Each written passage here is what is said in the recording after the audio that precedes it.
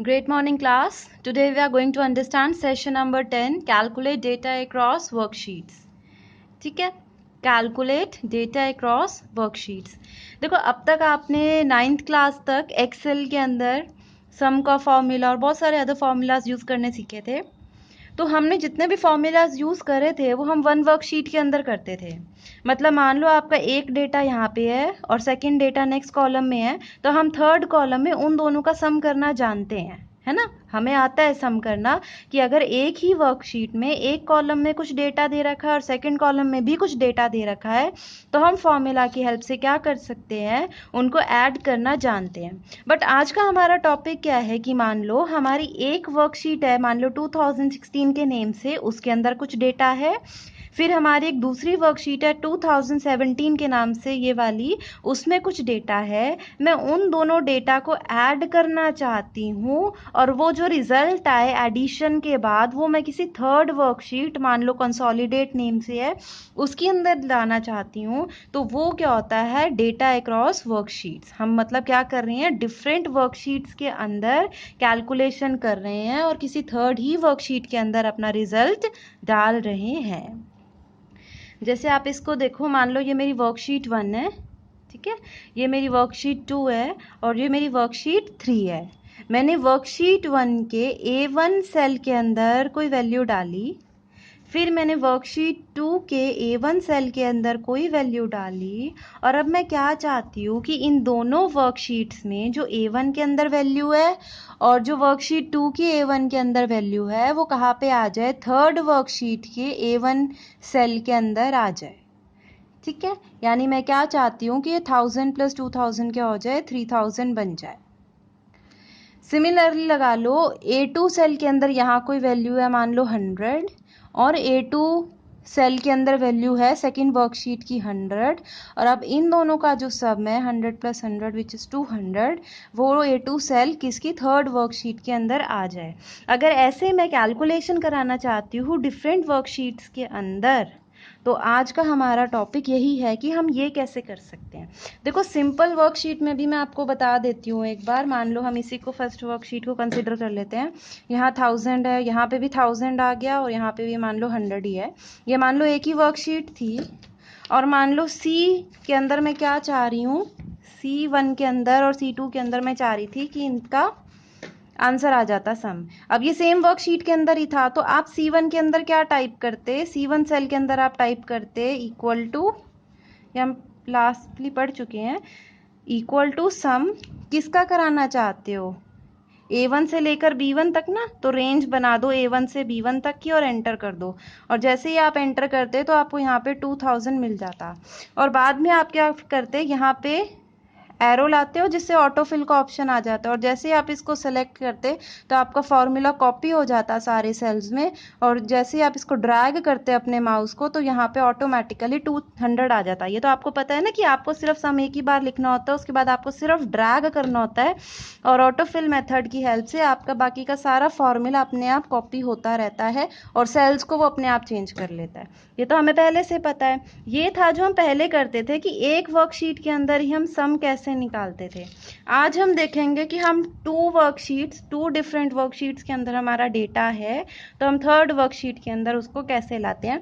पर एक कंडीशन है, कंडीशन ये है कि अगर मेरा जो डेटा फर्स्ट वर्कशीट के A1 में है और जो सेकंड वर्कशीट की A1 में है, वो थर्ड का आंसर भी A1 में ही जाएगा. अब अभी के लिए हम ये नहीं कर रहे कि यहाँ पे A1 में हो, यहाँ पे B6 में हो और मैं कहूँ C10 में आंसर डाल दो. अभी हम ऐसी एडिशन नहीं सीख रहे. अभी हम सिर्फ क्या कर रहे हैं कि इसकी A1 में भी है, इसकी A1 में भी डेटा है, और थर्ड में जिसमें आंसर में जाना है, जिस सेल में जाना है, वो भी A1 ही है थर्ड वर्कशीट की. ठीक है, सबसे पहले वर्कशीट्स के नाम आपको अब ये ध्यान रखने पड़ेंगे जब आप इसका फॉर्मूला लिखोगे. तो जो आप मान लो पहला जिसके अंदर आपका डेटा था वो थी 2016 वर्कशीट, जो सेकंड जिसके अंदर डेटा है वो है 2017, और जिसके अंदर आपको सम कराना है वो है कंसोलिडेट. सबसे पहले तो आपको आंसर पता होने चाहिए. दूसरी चीज़ आपको पता होनी चाहिए कि आपकी कौन सी सेल की वैल्यू ऐड करा रहे हो. जैसे 2016 वर्कशीट का सबसे पहला 350 कहाँ पे है, B3 सेल में. उसी टाइप से 2017 में भी जो 400 वैल्यू है वो कहाँ पे है, B3 में। मतलब सबसे पहले आप 2016 वर्कशीट की और 2017 वर्कशीट का B3 और B3 सेल ही ऐड कराना चाहोगे, और फिर आंसर कहाँ आएगा, कंसोलिडेट के भी B3 के अंदर ही आएगा। तो ये दो वर्कशीट्स आपने पहले से बना रखी थी, आपने सेल देख लिया कि इसमें भी B3 में था वैल्यू, इसमें भी B3 में ही थी, मतलब सिमिट्री है, ठीक चल रहे हैं। अब आप कंसोलिडेट वाली वर्कशीट में जाओ, उसका जो सेल होगा ना B3, जो आपकी कंसोलिडेट जिसके अंदर आपको आंसर चाहिए, उस आंसर वाली वर्कशीट के भी आपको किस सेल में जाना है, B3 में। क्यों? क्योंकि बाकी दोनों वर्कशीट्स का जो डेटा है वो किस में है, B3 में ही है। उस B3 के अंदर आप क्लिक करो। अब उसमें आपने फॉर्मूला डालना है। पहले आप सिंपल फॉर्मूला डाल लिया करते थे सम लिख के, जो आपकी रेंज होती थी, है ना। अभी हम सिंपल कर रहे हैं, अभी हम रेंज से नहीं कर रहे, रेंज वाला अभी हम नेक्स्ट पार्ट में करेंगे। अभी हम पहले कॉमा से कर रहे हैं। तो आप B3 के अंदर क्या टाइप करोगे, देखो फॉर्मूला तो हमेशा ही इक्वल टू साइन से स्टार्ट होगा, चाहे सेम वर्कशीट में हो चाहे डिफरेंट वर्कशीट में हो। तो आपने क्या किया, इक्वल टू लिखा। उसके बाद क्योंकि आपको एडिशन ही करानी है तो फॉर्मूला भी आपका सम ही रहेगा, सम ही रहेगा, क्योंकि आपको पता है कि एडिशन के लिए तो सम फॉर्मूला ही यूज होता है। फिर आपका ब्रैकेट स्टार्ट होता है, ये भी आपको पता है कि फॉर्मूला के अंदर हम ये ब्रैकेट्स होते हैं, इनको पैरेंथेसिस बोलते हैं टेक्निकल टर्म्स में। तो इन पैरेंथेसिस के अंदर हम कुछ आर्ग्यूमेंट्स डालेंगे, कुछ वैल्यूज डालेंगे, जिनका सम आएगा हमारे पास। अब आपने देखना है, अब जो आगे से आपका आएगा ना, वो थोड़ा ध्यान रखना है। वो क्यों ध्यान रखना है, क्योंकि देखो इसका भी B3 ऐड करना है, इसका भी B3 ऐड करना है। तो अगर मैं सिर्फ B3 लिखूं, अगर मैं सिर्फ B3 लिखूं तो कंप्यूटर को समझ नहीं आएगा किसका B3, क्योंकि ये भी वर्कशीट अलग है, वो वर्कशीट अलग है, और वो वर्कशीट अलग है। सिर्फ B3 से आप कंप्यूटर पता नहीं लगा सकता कि आप किस B3 की बात कर रहे हो। तो उस B3 से पहले आपको वर्कशीट का नाम देना पड़ेगा। तो इस वर्कशीट का नाम क्या था, 2016, तो आप वर्कशीट का नाम दो। उसके बाद आपने इंग्लिश में एक ऑपरेटर पढ़ा है, एक्सक्लेमेशन का साइन पढ़ा होगा, जैसे आप कई बार लिखते हो वाओ, ब्रावो, है ना। तो आप उसके बाद ऐसे जब ये एक्सक्लेमेटरी वर्ड्स होते हैं और इनके आगे आप क्या डालते हो, एक्सक्लेमेशन मार्क डालते हो। तो कंप्यूटर के अंदर भी ये सिंबल होता है एक्सक्लेमेशन का। आपने 2016 यानी वर्कशीट के नेम के बाद ये एक्सक्लेमेशन का सिंबल डालना है, और उसके बाद आपने लिखना है सेल नेम। सेल कौन सा था, B3 था ना। तो इसका मतलब क्या हो गया कि B3 है किसका, 2016 वाली वर्कशीट का। सम करवाना है B3 सेल का जो 2016 वाली वर्कशीट है, कॉमा, और किसका करवाना है, 2017 वाली का करवाना है ना B3 के साथ। तो 2017 वाली वर्कशीट, एक्सक्लेमेशन मार्क और B3 ब्रैकेट क्लोज। जैसे ही आप एंटर करोगे तो इसके B3 में क्या था, 350, इसके B3 में क्या था, 400, ऐड करके खुद ही देख लो, 750, और आप देखो आपका आंसर क्या आ रहा है, 750। क्या आ रहा है, 750। तो मतलब अभी भी ज़्यादा फर्क नहीं होता फॉर्मूले के अंदर, बस आपको क्या करना होता है, जो आपने कॉलम नेम, जो सेल नेम लिखा है, उससे पहले ना आपको क्या करना होता है, वर्कशीट का नेम और एक्सक्लेमेशन का साइन देना होता है, बस। इससे कंप्यूटर को पता चल जाता है कि अच्छा आप इस वाली वर्कशीट के डेटा की बात कर रहे हो और इस वाले वर्कशीट के डेटा की बात कर रहे हो। अब ऑब्वियसली ये वर्कशीट कितनी बड़ी थी, मैंने तो सिर्फ इतने पे फॉर्मूला लगाया। तो पहले मैं क्या करती थी, मैं ड्रैग कर लिया करती थी और मेरा सारा फॉर्मूला कॉपी हो जाता था ना। वही चीज़ आप इसमें करोगे, इसके अंदर भी आप जैसे ड्रैग करोगे, ऑटोफिल की हेल्प से आपका सारा का सारा आ जाएगा। ठीक है, आपको कुछ नहीं करना, आपको सिर्फ ड्रैग करना है और ऑटोफिल की हेल्प से बाकी के सारा आपका फॉर्मूला अपने आप कॉपी हो जाएगा। ठीक है, ऑटोफिल ऑप्शन की हेल्प से आप यहाँ देख सकते हो, आपको नहीं भरना खुद बाकी कई फॉर्मूला, एक बार आपने लगा दिया बाकी का सारा आपका फॉर्मूला खुद कॉपी होगा। Drag the autofill handle down to other cells or to right to copy the formula। अगर आप इसको नीचे खींचोगे तो नीचे की तरफ सारा फिल हो जाएगा, अगर राइट साइड की तरफ फिल करोगे, जब नीचे खींचोगे तो ये सारा कॉलम फिल हो जाएगा। राइट साइड की तरफ ड्रैग करोगे तो ये आपकी जो बाकी के सेल्स हैं ये वाले, ये भी फिल हो जाएंगे। ठीक है, और एक्सेल क्या करता है, ऑटोमेटिकली चेंज कर देता है सेल रेफरेंस। मतलब सेल रेफरेंस आपको पहले बताया था, रेफरेंस का मतलब एड्रेस होता है। तो जैसे यहाँ पे तो फॉर्मूला इन दो सेल्स के लिए लग रहा था ना कि ये आए, तो जब नीचे आएगा तो ऑटोमेटिकली वो A1 से इसको A2 चेंज कर लेता है और B1 से B2। मतलब वो फॉर्मूला अपने आप चेंज करता रहता है, एड्रेस अपने आप चेंज करता है कि नेक्स्ट टाइम आपको इनका सम मिले, नेक्स्ट टाइम इनका सम मिले। तो ये क्वेश्चन बहुत इंपॉर्टेंट है कि आपका आंसर गलत क्यों नहीं आता, क्योंकि जो रेफरेंस होता है सेल का वो ऑटोमेटिकली एक्सेल चेंज करता है। Next topic is specifying the names of a range of worksheets.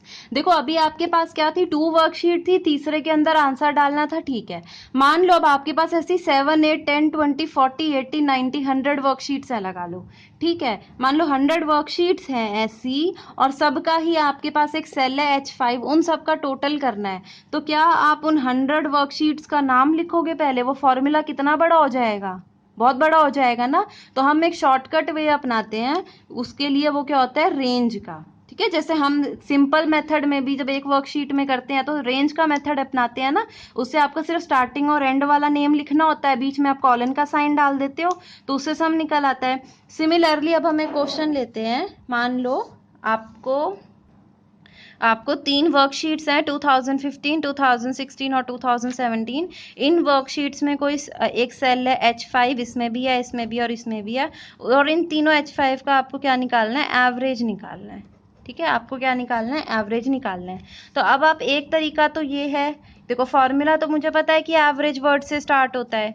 एक तरीका तो क्या रहा कि पहले मैं लिखूँ 2015 exclamation mark H5, comma 2016 exclamation mark H5, comma 2017 exclamation mark H5, bracket close और एंटर कर दूँ तो एवरेज आ जाएगी। ये तो है आपका, चलो 3 वर्कशीट्स तक भी काम कर जाता है, पर मैंने आपको बताया अगर आपकी 100 वर्कशीट्स हुई तो बहुत परेशानी वाली बात हो जाएगी। तो हमारे पास दूसरा मेथड क्या होता है कि आप क्या करोगे, ये आपने देख लिया ये वाला मेथड। दूसरा जो मेथड है वो रेंज वाला होता है, जैसे मैंने यहाँ पे आपको सिखाया था, बताया था ना कि ये वाला जो सिंबल होता है ये आपका क्या होता है, कॉलन, और ये किस को बनाता है, रेंज को बनाता है। तो हम इसके अंदर क्या कर सकते हैं, आपको सिर्फ लिखना है एवरेज, ब्रैकेट स्टार्ट, किस किस का लिखना था, 2015 से 17 तक ना। तो आप सबसे पहले यहाँ पे क्या कर लो, एक कोट होता है ना, ये वाला सिंबल लगा लो, 2015 कॉलन 2017, ये रेंज बन गई आपकी कॉलन डालते ही, मतलब पहला और लास्ट वाला। यहाँ तो 3 ही है, मान लो अगर 100 तक भी होते तो जो भी वैल्यू होती उनके बीच में बस पहली और आखिरी वैल्यू आपने डालनी है, और उनको आपने किस में डालना है, कोट में डाल देता है, सिंगल कोट में, ठीक है। और उसके बाद फिर आपने एक्सक्लेमेशन मार्क लगाना है, एक्सक्लेमेशन मार्क से उसको पता चल जाएगा कि ये क्या है, रेंज है किसकी, ऑफ वर्कशीट्स, ये वर्कशीट्स हैं, उसको पता चल जाएगा कि इन सारी वर्कशीट्स का, और कौन से वाला सेल वो आप एक्सक्लेमेशन के बाद लिख दो कि ये वाला सेल है, ये सेल नेम हो गया, ठीक है। अब आप इसमें फ़र्क देखो, इसके अंदर आप हर एक वर्कशीट का नाम एक्सक्लेमेशन मार्क फिर सेल नेम फिर कर रहे थे। अब आप इसके अंदर क्या कर रहे हो, सिर्फ स्टार्टिंग वाला और लास्ट वाला वो 2 बता रहे हो, बीच में आप कॉलन लगा रहे हो रेंज के लिए, और इन दोनों को सिंगल कोट के अंदर डाल रहे हो। फिर लास्ट में आप एक्सक्लेमेशन मार्क लगा रहे हो ये दिखाने के लिए कि ये क्या है, आपकी वर्कशीट्स हैं, और फिर आप सेल का नेम दे रहे हो कि H5। तो आपका फॉर्मूला काफ़ी कॉम्पैक्ट हो गया है, छोटा हो गया है। तो आप क्या कर सकते हो, जब आपके पास कम है सेल्स तब तो आप सिंपल ये वे मेथड भी यूज़ कर सकते हो, लेकिन अगर आपके सेल्स ज़्यादा हो जाते हैं, ठीक है, तो उस केस के लिए आप क्या कर सकते हो, रेंज नेम स्पेसिफाई कर सकते हो। तो class, I hope you have understood this topic. Thank you.